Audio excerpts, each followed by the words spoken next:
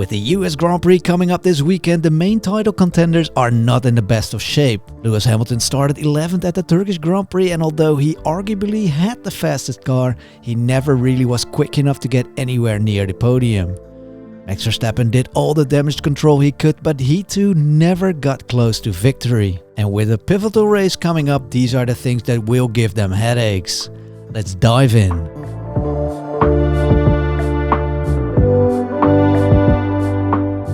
A lot has been said about the extra power Mercedes found in their engine lately.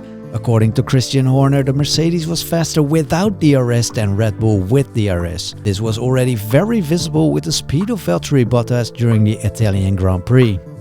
But reliability issues have also occurred at Mercedes and their client teams. Strange engine noises were heard in Russia, and Bottas even had to switch his engine after a mere 900 kilometers.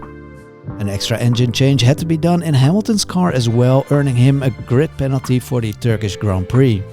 Most experts say this is due to Mercedes using a more aggressive engine mode, meaning they're now closer to the maximum output of the engine. If Mercedes simply decided to change the engine mapping, they might have traded reliability for power. And this could have a dramatic outcome. One DNF will have a severe impact on the championship race, and Mercedes knows this.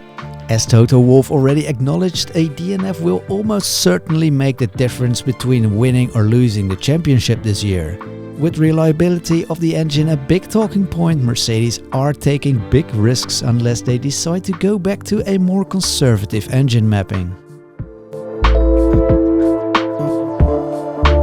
The conditions of the Turkish Grand Prix weekend were nowhere near representative for a normal racing weekend, so it's hard to judge whether the problems Red Bull faced there were temporary or symptoms of deeper lying issues. What was clear that weekend was that their team just could not get the setup right for the weekend, and the speed wasn't there. During the race, Max Verstappen even complained about his steering wheel steering to the left all the time. Apparently, Red Bull responded by giving Max a new chassis for the American Grand Prix, hoping this might solve the problems. But solving this problem is the only way Verstappen could be competitive in Austin. This alone will be one of the things to watch carefully during the Friday free practices.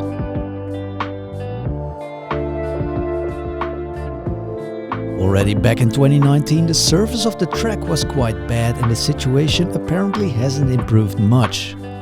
MotoGP drivers very recently complained a lot about the surface of Kota, even threatening not to go back there.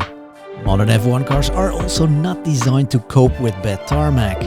So, how will the teams handle these conditions? Mercedes specifically have not been masters at adjusting their plans to unexpected conditions, whereas Red Bull already seems to have enough issues understanding their own car during the last Grand Prix. In the wake of the MotoGP issues, F1 race director Michael Masi has been in constant contact with the circuit and asked for work to be done on grinding down the worst bumps. But either way, the bumpy surface will force teams to compromise their setups, something both teams have struggled to do this year, with Red Bull at the Turkish Grand Prix most fresh in mind. Long, high-power, straight and fast corners have been Mercedes' strongholds for the entire year, and the Circuit of the Americas has a lot of those. Still, if Red Bull is getting their rear end stability under control, their slightly lower downforce settings could definitely be very competitive here. Especially the roller coaster-like first sector could be playing into Red Bull's hands.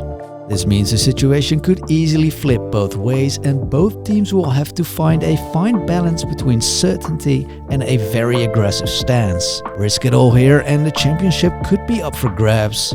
Either way.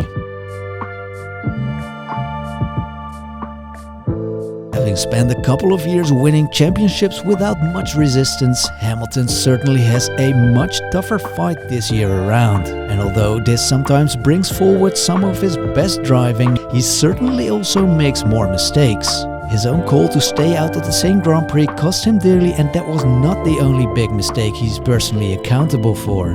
Crashing Max Verstappen out of the race in Silverstone was overambitious, and his decision to close the door on Verstappen at the Italian Grand Prix also cost him a near certain position over Max.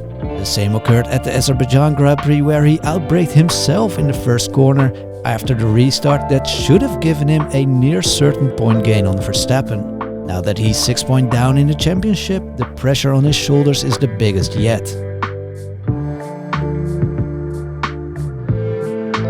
Margins are expected to be very small this weekend. This means the second drivers will have to do their part. And with both Bottas and Perez in good shape over the Turkish Grand Prix, this will almost certainly give the strategists some more options to win the US Grand Prix. But the big question for Mercedes is, how much is Bottas willing to do for Hamilton? With his certain departure this season, his willingness to fight someone else's battle seems to be minimal given his passive defense on Max in Russia. Sergio Perez on the other side did do his very best fending off Hamilton in Turkey, but his track record so far is not very consistent to say the least.